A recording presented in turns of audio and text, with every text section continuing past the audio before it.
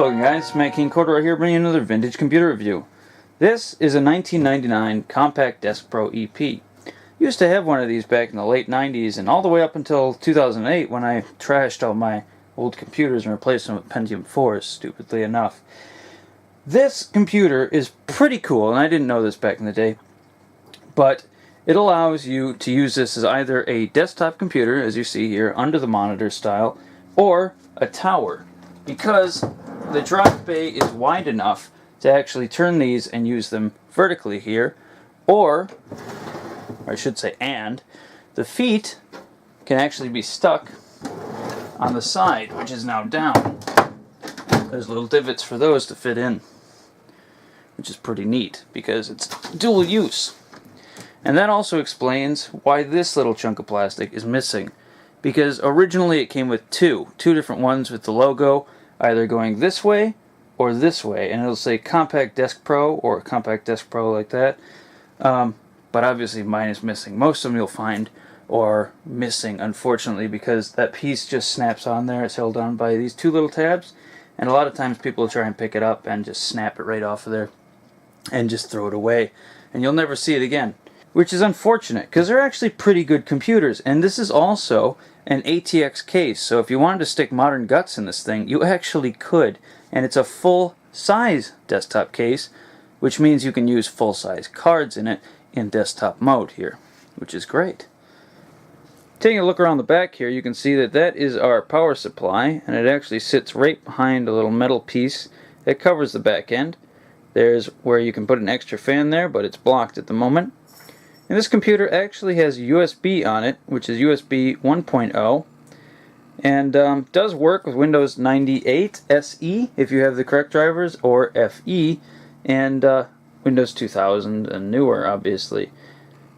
There's our keyboard and mouse ports, printer, parallel port, and 2 serial ports. Now you'll notice it doesn't have graphics, but if you go over here in the expansion slots, you can see that those ports that are missing from the actual motherboard are filled out. Now in order to get this case open, it couldn't be simpler. You just have to undo 2 screws here and there, which I actually don't have to because I took them out earlier, and pull back on this top piece. And that comes off just like a normal case, and you have access to the interior. So now that we have the case open, we can actually take a look at what is inside of this system, populating the expansion slots. And first up, we have our graphics card, which is an AGP Matrox MGA. And this is a pretty basic graphics card. It's not going to blow anybody's mind here, but it is fairly nice for this. You can use it for 3D graphics and whatnot, but coupled with the overly meh CPU and alright amount of RAM that's in this system, like I said, it's not going to knock anybody's socks off.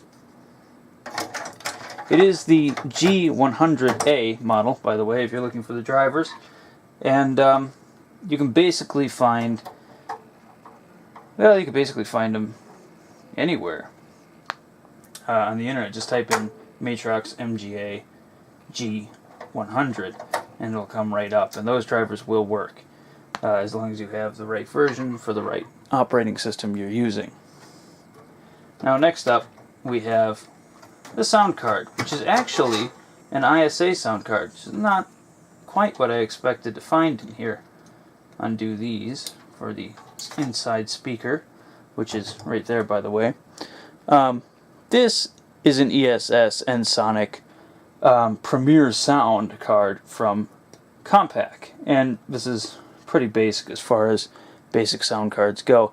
Even Packard Bell and other manufacturers of computers were moving towards ESS and Sonic sound for the standard at the time. So this is pretty cheap as far as sound cards go, and you can see that they cut out a lot of stuff for this budget version because there is a lot of unpopulated spots on the board here. We put that back in here, hook it all up, and then we'll take a look at the motherboard proper. Okay, as I was saying here's our motherboard, and as mentioned before, we have 1 AGP slot, 3 PCI slots, and 3 ISA slots, one of which is populated by the sound card, networking card right there, and of course our graphics card.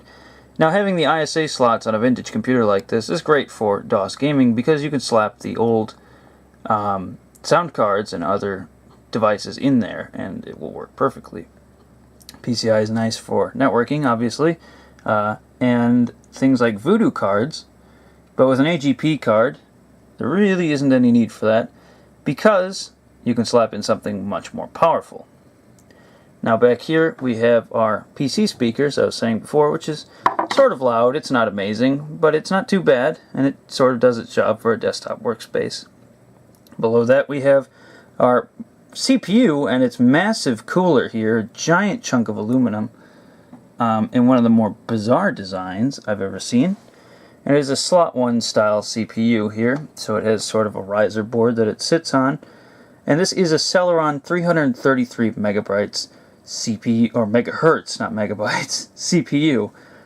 And it's not amazingly fast, but it's not too bad. This is obviously a motherboard made by Intel because both the AGP right there and PCI chipsets are labeled Intel. Now right here we have our RAM, and if we go ahead and undo that, you can see that it is PCI or PC 133 RAM, and 133 is the type, I think, and then over here you see PC 166, which is wrong. It's not actually PC 100, it is PC 133, but it's probably 66 megahertz, I think, and that's your access speed for the RAM. Now, this computer has 120 megabytes on this stick, which is two-sided populated RAM stick. The other one is just single-sided, so I'm guessing that is 64 megabytes, which makes this 192 megabytes. We'll see if I'm right when we actually boot up the system. Over here we have our drives, and as I said, it could actually be rotated to be used either way as a tower or as a desktop, which is really nice. And as you can see, in fact, the hard drive is mounted in the style of a desktop, and same with these access and things like that. In fact, it has instructions for how to set it up if you wanted to use it as either, which is pretty neat. You don't really see that on too many cases. Okay, so now that we got all of the inside technical stuff out of the way, let's go ahead and turn it on and show you what it can do.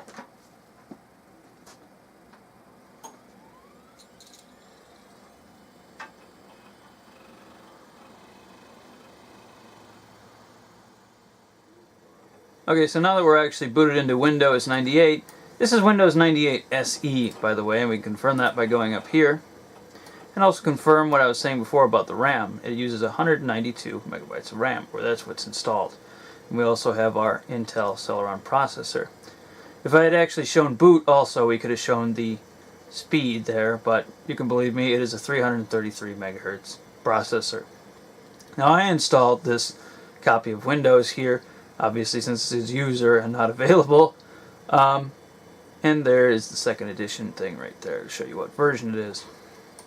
I didn't really have to do much for drivers for this thing. I think the only thing I had to get drivers for was the Matrox MGA G100 AGP graphics card, and just the generic Matrox drivers work great, so you don't need any fancy Compaq drivers or anything.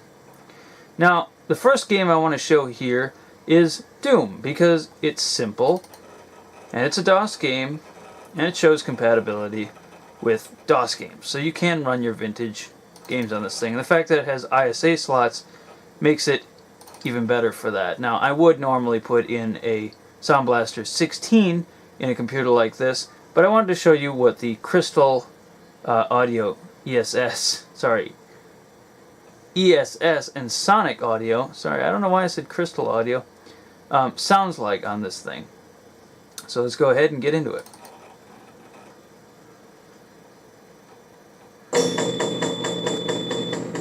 I turned up the MIDI so you could hear exactly what it sounds like. And let me turn it down. This is using the internal speaker, by the way, so it does get quite loud. Sound volume, music. Let's do that. And then let's go ahead and start a game. And obviously you can see it does work. But as you will hear, the ESS audio is not perfect. Yeah, right there. See, it kind of dropped out and made a weird noise there. And I can't get it to emulate Sound Blaster 16 at the moment. I don't think I have it configured correctly to do that, but it's probably possible since it's a 16-bit sound card running on an ISA port. Oh, slot, I mean, whoa. So I should be able to, without too much problem if I actually looked into it. However, just running it in general MIDI, you can hear what the Ensoniq sound chip sounds like by itself. And it's not too bad. It does do some weird things, like I was saying, from time to time. The next game is, of course, Pod by Ubisoft, or Ubisoft, however you say it. I'm not exactly sure what I'm trying to prove by showing this on almost every system, but it does work perfectly good if you happen to like this game, and I do. I really like this one. It's good fun. So let's actually get into it and show it working. Over there. And again, as you can hear, that internal speaker works really nice. Let's just use this car. That's the one I usually use, but I usually tweak it up to make it a little faster. I'm just going to drive it stock. Okay, and as you can hear, all the sound effects work, unlike that Compaq we tried before. And the graphics look good. Nice and smooth, actually. Runs nice and quick, which is not surprising, since it was for a Pentium MMX originally. And this being quite a bit later, runs it perfectly fine, without even having to try.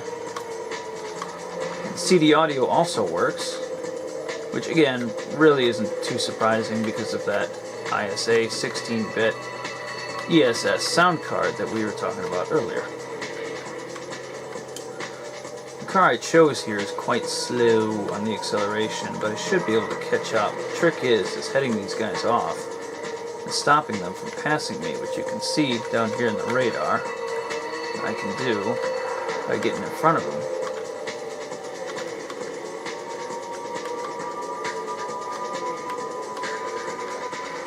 Ugh, fucked myself that time, jeez. Got a little too greedy. These guys are way faster. Although I'm catching up. Ooh, got him.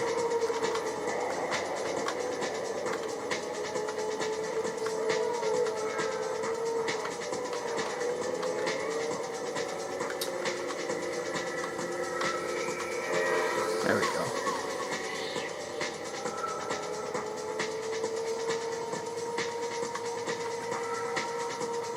There's the guy in front. Let's see if I can catch up to him.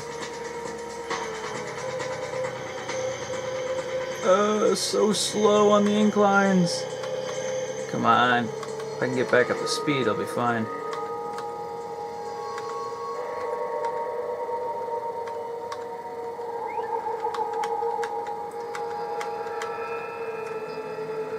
This is so much harder when you don't actually tweak the cars.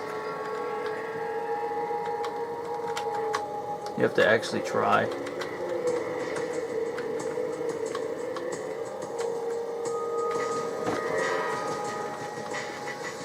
Okay, and the last game I'd like to look at is Omicron, the Nomad Soul, because this game came out in 1999 and kind of pushes the limits of a computer like this. The graphics card that is installed in this machine is pretty much just barely enough to get by on here, and as you'll see, it has some problems loading some sprites.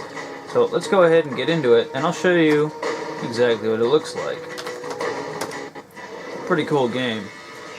There should be a thing back behind the guy's head here, but we'll skip past all this because it's quite a long intro.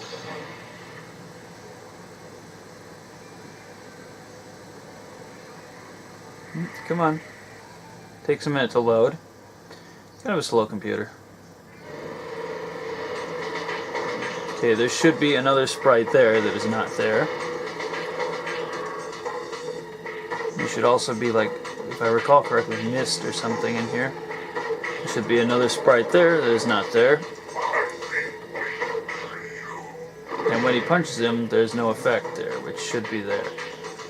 So it's only rendering the base stuff, and right there should be like green mist, nothing.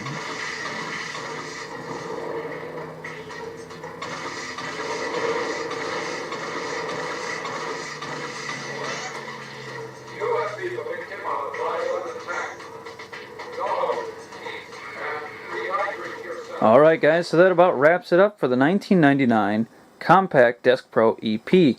An interesting little computer with the fact that it can be a tower or a desktop, and pretty powerful for the time.